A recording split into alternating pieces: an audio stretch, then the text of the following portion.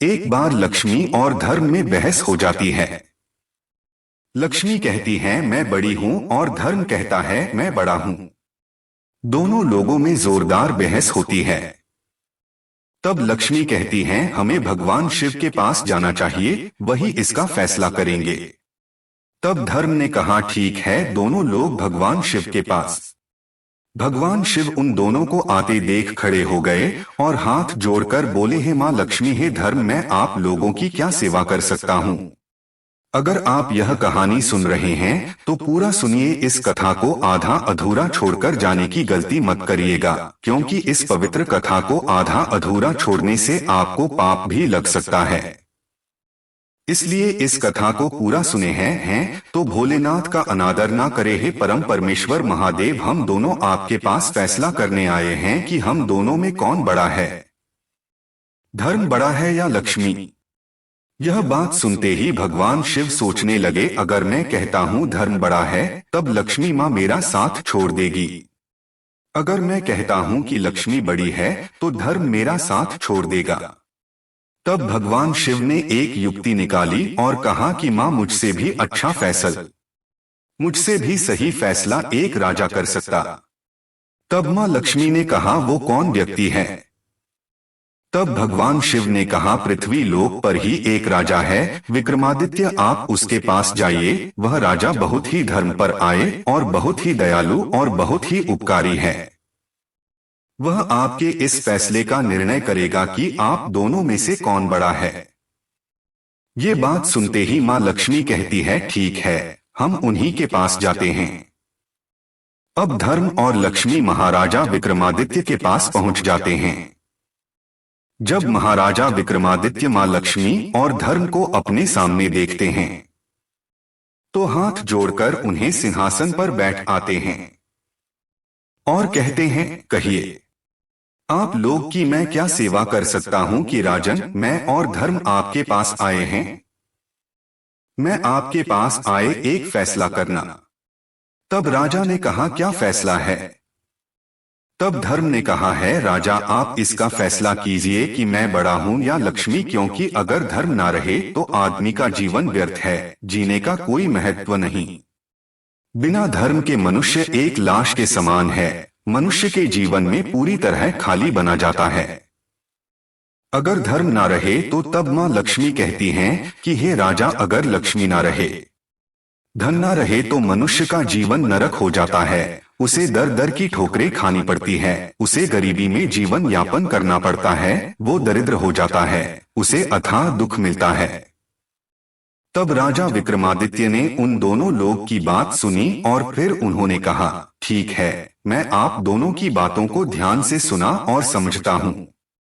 इसीलिए तब राजा विक्रमादित्य ने सोचा कि अगर मैं महालक्ष्मी को मना करता हूँ, कहता हूँ कि नहीं मुझे धर्म बड़ा है, आप नहीं, तब माँ लक्ष्मी मेरा साथ छोड़ देंगी, मुझसे रुष्ट हो जाएंगे। अगर मैं यह कहता हूँ कि लक्ष्मी बड़ी है तब धर्म मेरा साथ छोड़ देगा, जो कि मेरे लिए अत्यंत प्रिय है। मेरा धर्म ही मेरे लिए सब कुछ। तब अंत में आकर महाराजा विक्रमादित्य ने निर्णय सुनाया और कहा कि आप दोनों ध्यान से सुनिए, मेरे लिए धर्म बहुत ही महत्वपूर्ण है। धन से श्रेष्ठ धर्म है, क्योंकि अगर धर्म ना हो तो व्यक्ति के जीने का कोई महत्व नहीं, उसके जीवन में कोई रस नहीं रहता।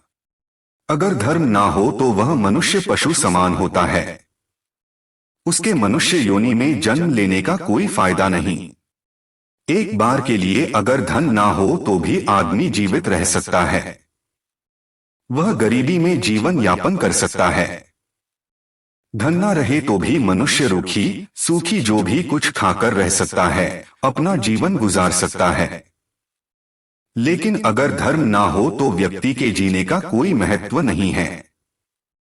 इसलिए मैं धर्म को चुनता हूं, मेरे लिए धर्म ही बहुत बड़ा है।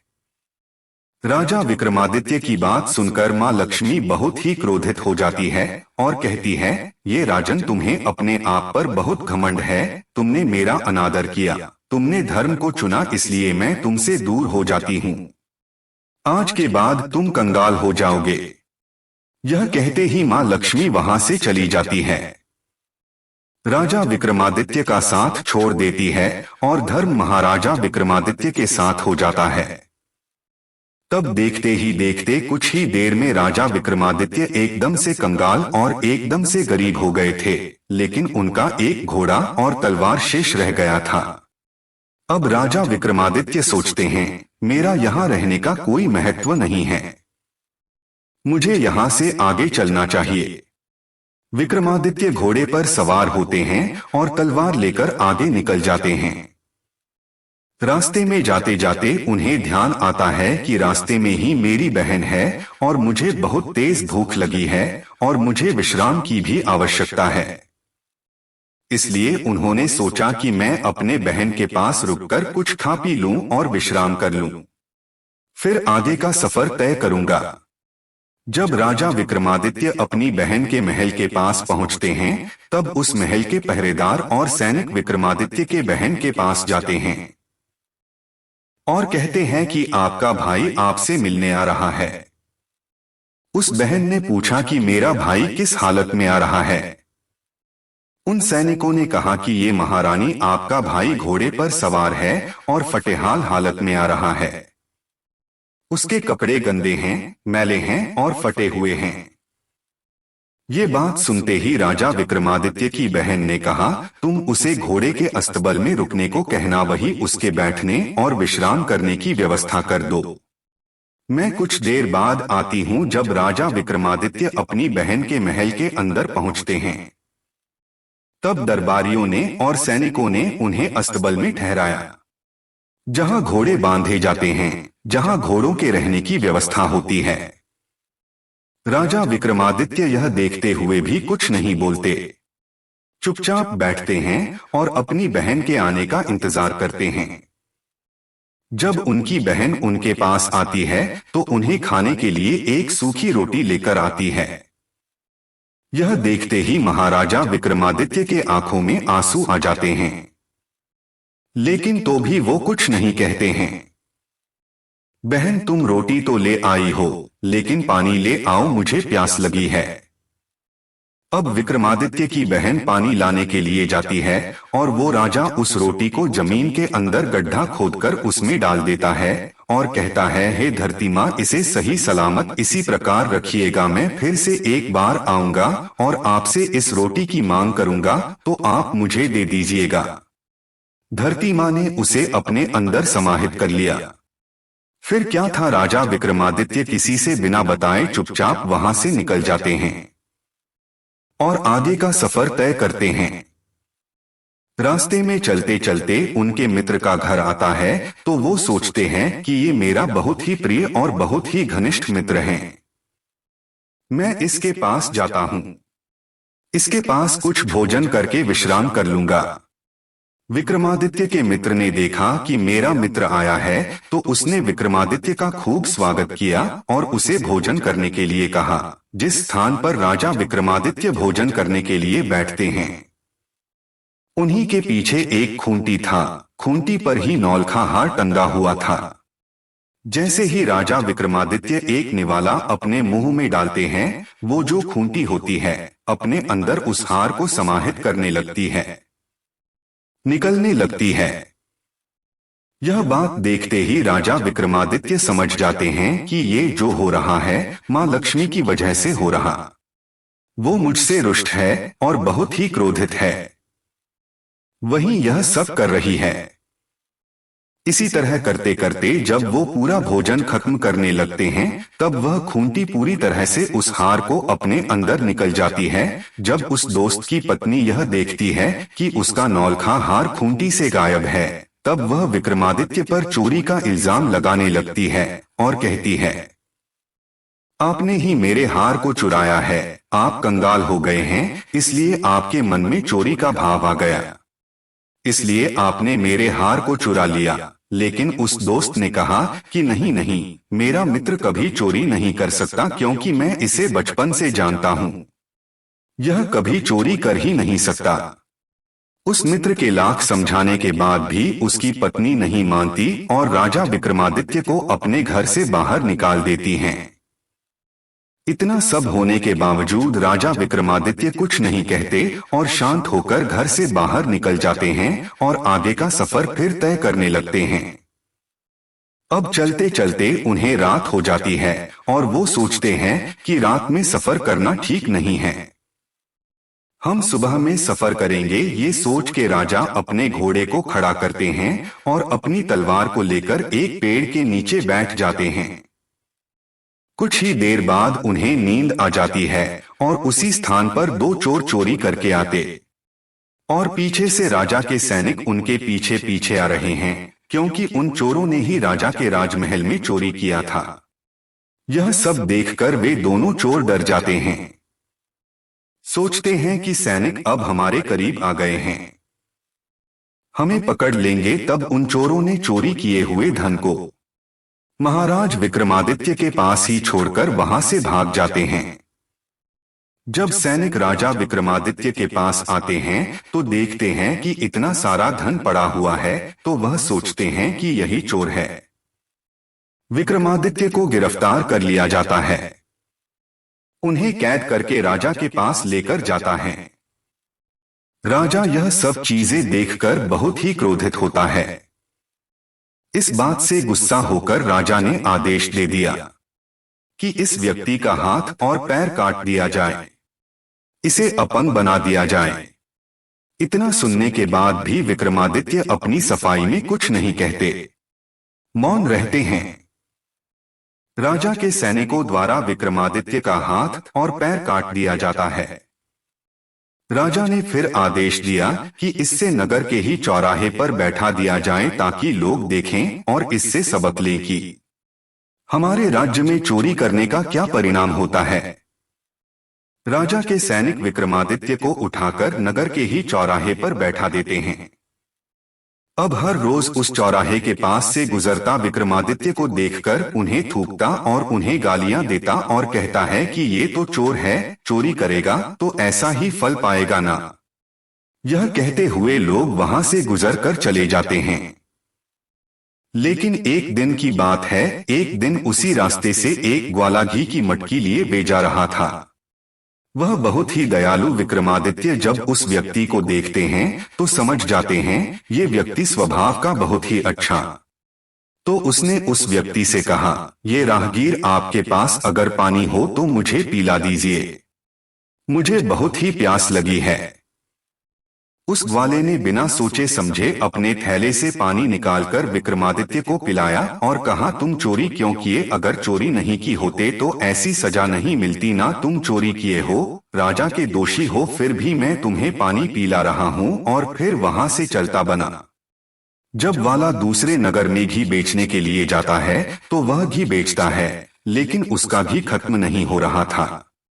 यह देखकर वह बहुत ही हैरान होता है कि मैं इतना सारा घी बेच रहा हूं, फिर भी मेरे मटके से घी खत्म नहीं हो रहा है। ये देखते हुए वह सोचने लगता है कि यह क्या बात है। पूरा दिन का कमाई करने के बाद उसके पास अच्छी खासी रकम हो जाती है और वह अपने घर आता है और अपनी पत्नी से कहता है कि आज बहुत ही विचित्र बात हुई। मैंने राजा द्वारा सजा पाए गए इंसान का मदद किया और पानी पीला, तो आज मेरे साथ एक चमत्कार हुआ। मैं जितना भी घी बेच रहा था उतना ही ज्यादा बढ़ रहा था। मेरे मटके में से घी खत्म ही नहीं हो रहा था।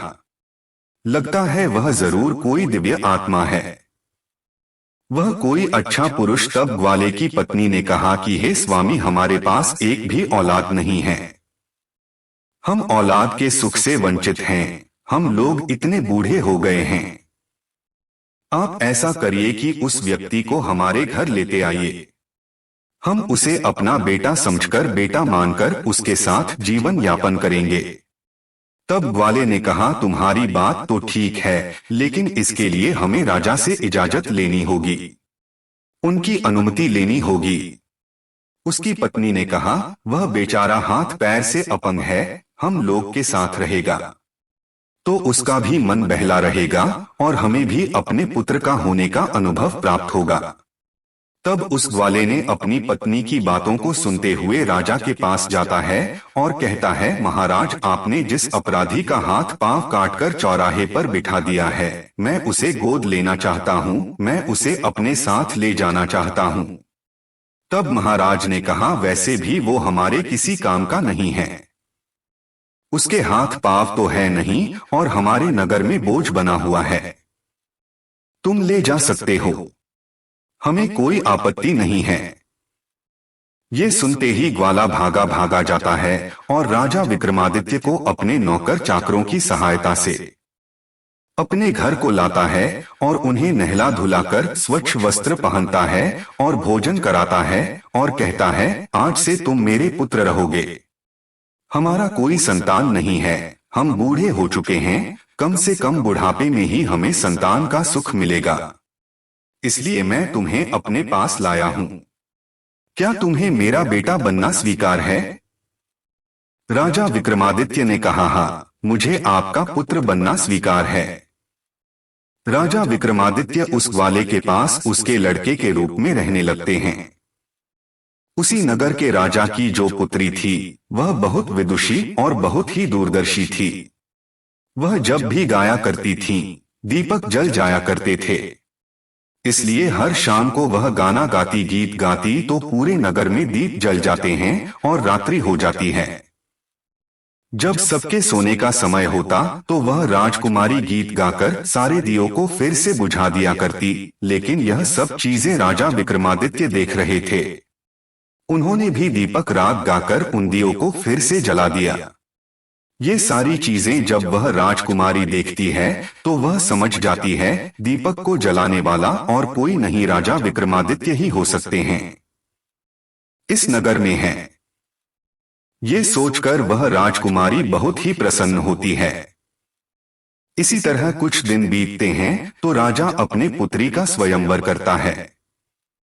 दूर दूर से राजा महाराजा राजा के पास आए होते हैं स्वयंवर के लिए, और उसी समय राजा ने उस ग्वाले को आदेश दिया था कि हमें 100 घड़े घी चाहिए, तुम इसका व्यवस्था करो। अब वाला बहुत ही धर्म संकट में पड़ता है कि राजकुमारी का स्वयंवर है, घी के दीपक जलाने हैं, घी का पकवान बनना है, 100 घड़े घी चाहिए, मैं कहां से इतने घी का इंतजाम करूंगा। तब राजा विक्रमादित्य कहते हैं, हे पिताश्री, आप परेशान मत होइए, यह सब मुझ पर छोड़ दीजिए, मैं घी का इंतजाम कर दूंगा। उस ग्वाले ने कहा, हे पुत्र, तुम्हारे पास हाथ पांव नहीं है, तुम कैसे घी का व्यवस्था करोगे? कहाँ जाओगे, कहाँ से लाओगे?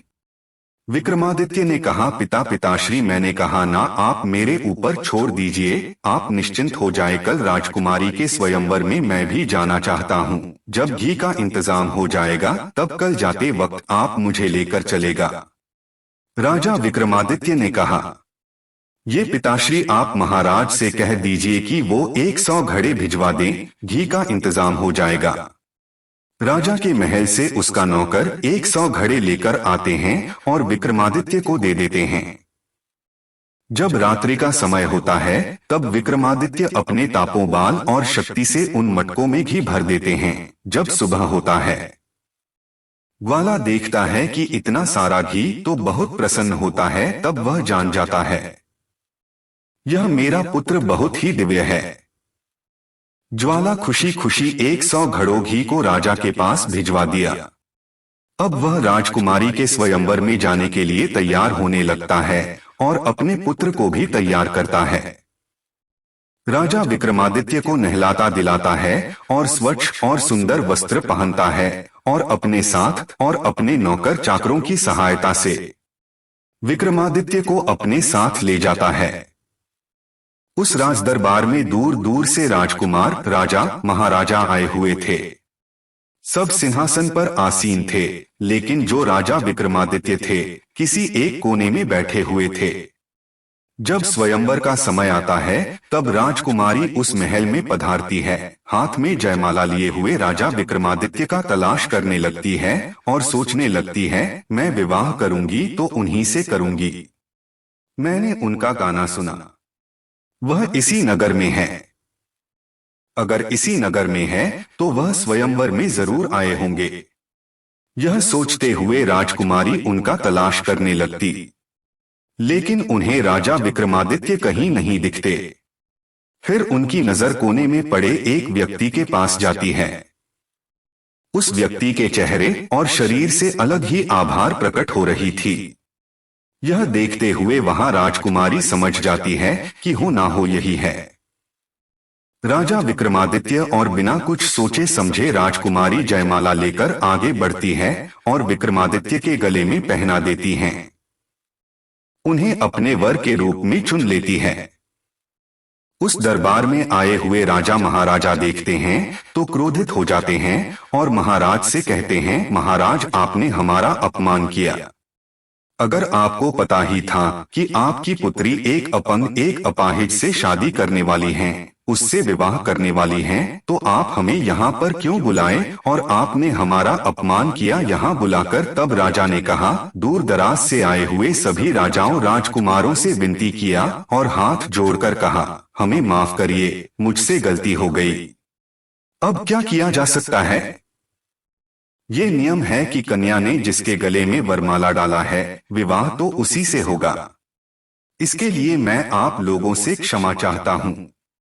आगे पीछे हार मानकर राजकुमारी का विवाह राजा को विक्रमादित्य से ही करना पड़ता है और उसी के साथ उसके ससुराल को विदा करना पड़ता है।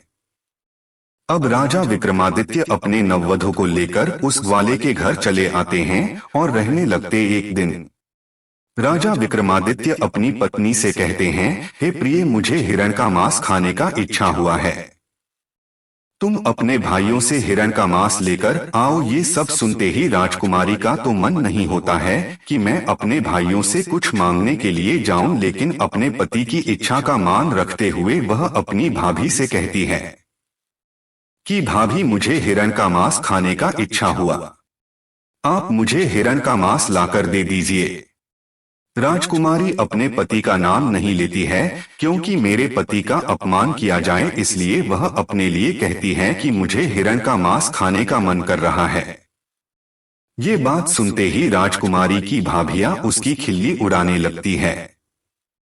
कहती है कि चलो चलो, अगर ऐसी ही बात है तो तुमने अपाहिज व्यक्ति को क्यों चुना, उससे शादी क्यों किया?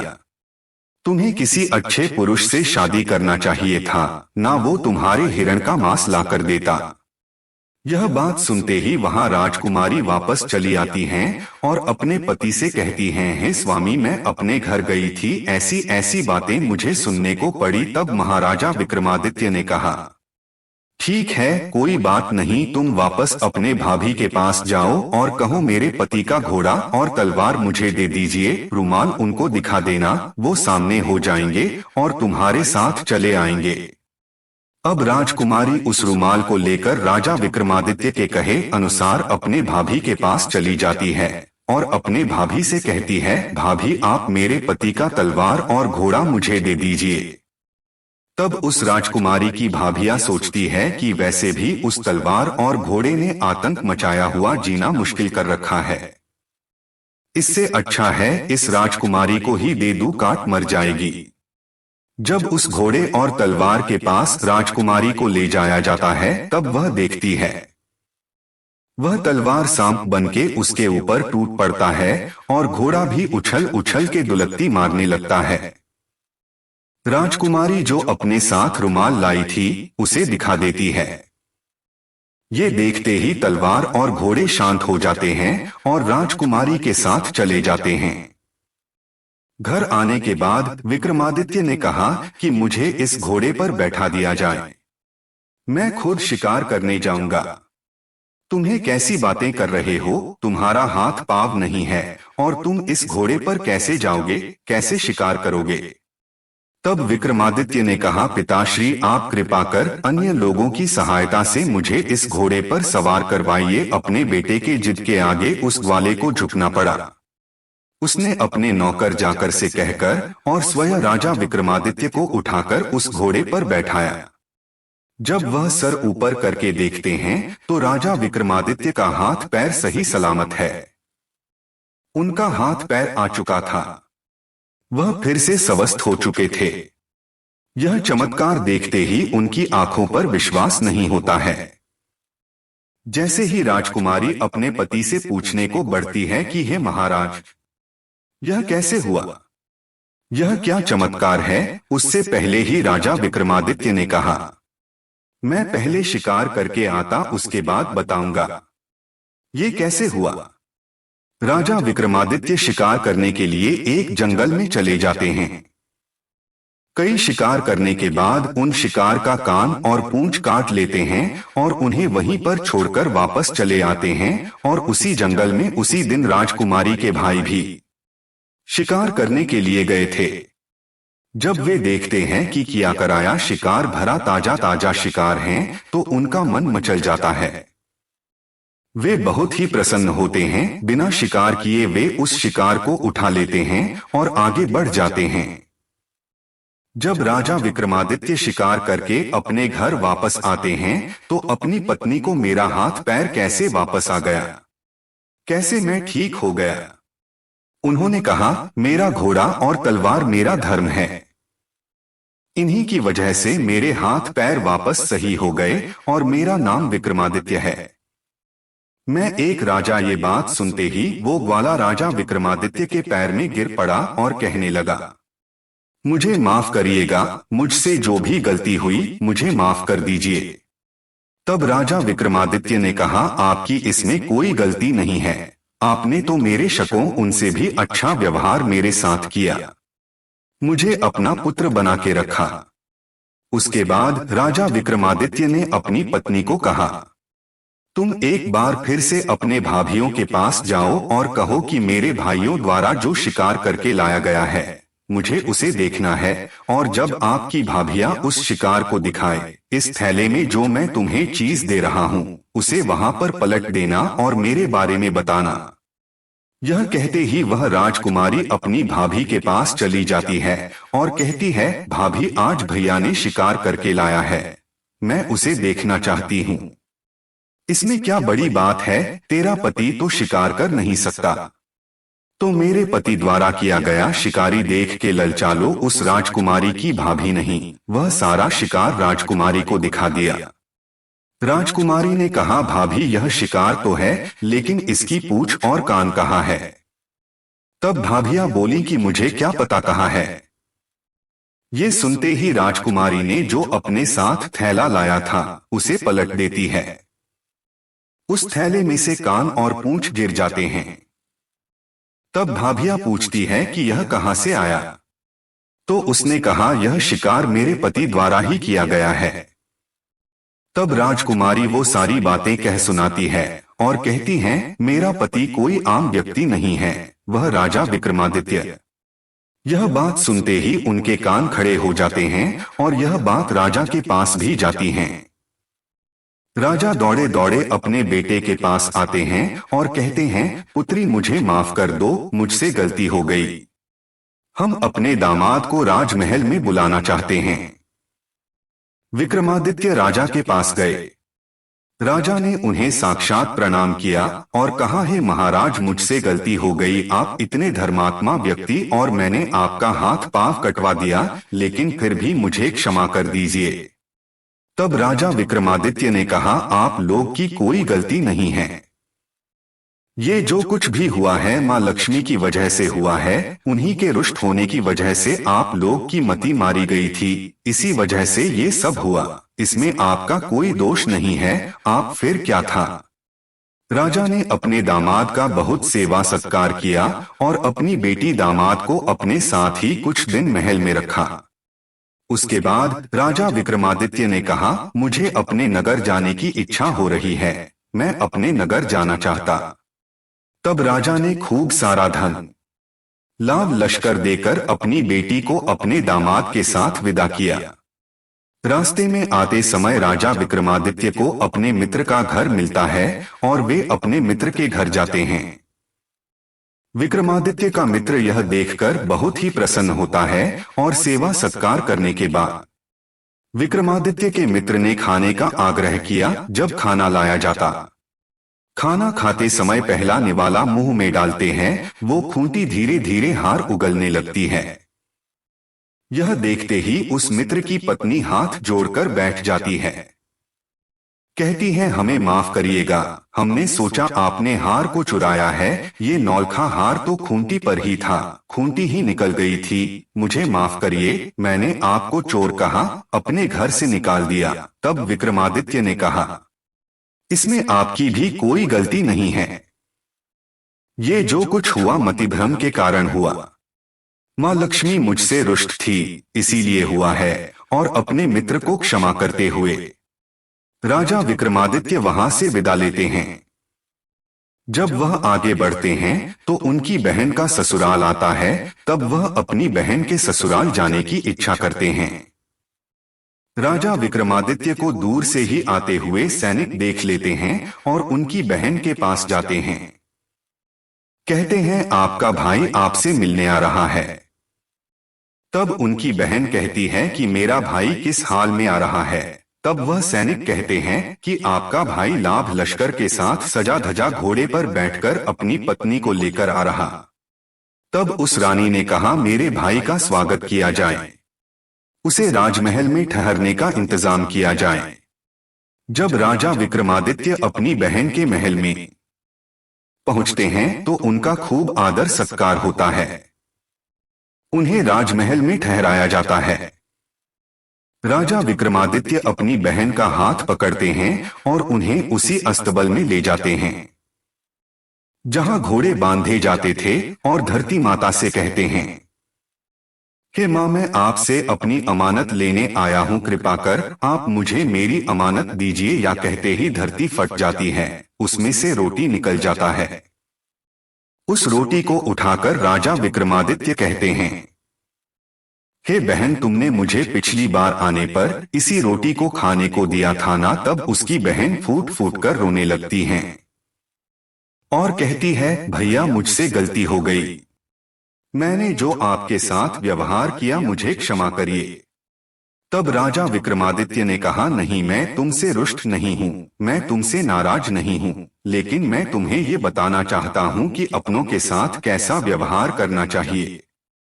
अपनों के साथ किसी भी परिस्थिति में उसे किस तरह से व्यवहार करना चाहिए ये तुम्हें मैं बता रहा हूं, लेकिन इसके बजाय मैं उनसे नाराज नहीं हूं। बस तुम्हें यह सीख लेना चाहिए हमें अपनों से व्यवहार कैसा करना चाहिए। यह सब सुनते ही राजा विक्रमादित्य की बहन बहुत ही लज्जित होती है। जब राजा विक्रमादित्य अपने नगर को चले आते हैं तो नगर के मुख्य द्वार पर ही माता लक्ष्मी राजा विक्रमादित्य की प्रतीक्षा कर रही थी। ये विक्रमादित्य, मैंने तुम्हारा खूब परीक्षा लिया, तुम्हें खूब प्रताड़ित किया, लेकिन फिर भी मेरे इस परीक्षा में तुम सफल रहे। मैं मानती हूं कि धर्म सबसे बड़ा है, मुझसे भी बड़ा धर्म है। अगर धर्म है तो लक्ष्मी है, जहां धर्म रहेगा वहां लक्ष्मी भी रहेंगी। मैं तुम्हें आशीर्वाद देती हूँ कि चिरकाल तक, जब तक पृथ्वी रहेगी तब तक तुम्हें कोई नहीं भूलेगा, तब तक तुम्हें याद किया जाएगा। यह आशीर्वाद देते ही माँ लक्ष्मी वहां से अंतर्ध्यान हो जाती है और राजा का राजमहल राजपाट वापस आ जाता है और राजा विक्रमादित्य अपने महल में सुख चैन से राज करने लगते हैं। इस वीडियो को बोलते समय कोई त्रुटि हो तो मैं क्षमा चाहता हूँ। उम्मीद है आप सभी को यह वीडियो अच्छी लगी होगी। अगर आप शिव के सच्चे भक्त हैं तो चैनल को सब्सक्राइब और वीडियो को लाइक करके कमेंट में हर हर महादेव लिख दीजिए।